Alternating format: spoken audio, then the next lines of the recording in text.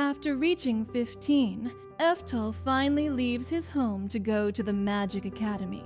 However, on his way, while resting at a remote eatery, he notices an arrogant A-rank adventurer named Edward, who keeps insulting an old mage teacher who teaches the orphans of the village.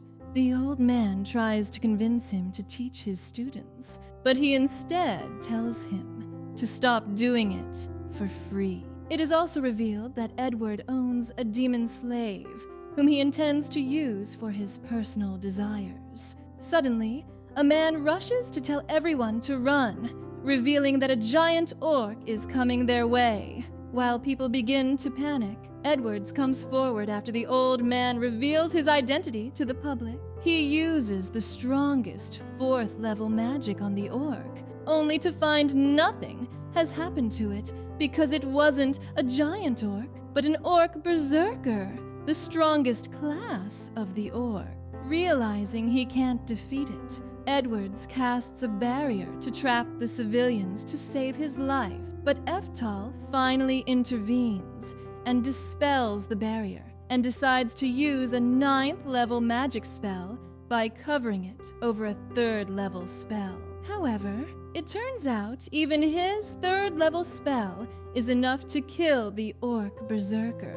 The old man reveals it is because Ephtal's spell is perfect, while Edward's 4th level spell was leaking too much mana and was imperfect. While the civilians are busy in thinking about the orc meat, Ephtal uses this chance to leave, but before that, he tells Edward to respect the elderly and that the old man is more knowledgeable than him, and that he should turn himself to the authorities for attempting to kill the civilians, and that a criminal like him don't deserve to own a slave. So he should free her. Later, Ephtal notices the slave girl keeps trailing behind him, so he finally decides to talk to her. He then learns that the girl, Anastasia, is fearing arrest or re-enslavement.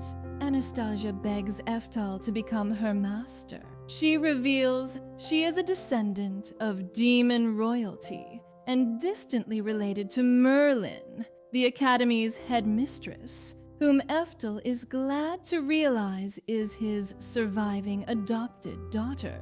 Ephtal accepts Anastasia as his temporary slave. In the city, Ephtal takes Anastasia to dinner, using the wealth he inherited from Orcot to force the snobby restaurant staff to treat Anastasia with respect. He also encourages her to break her slave habits by freely expressing her suppressed emotions by getting angry at him.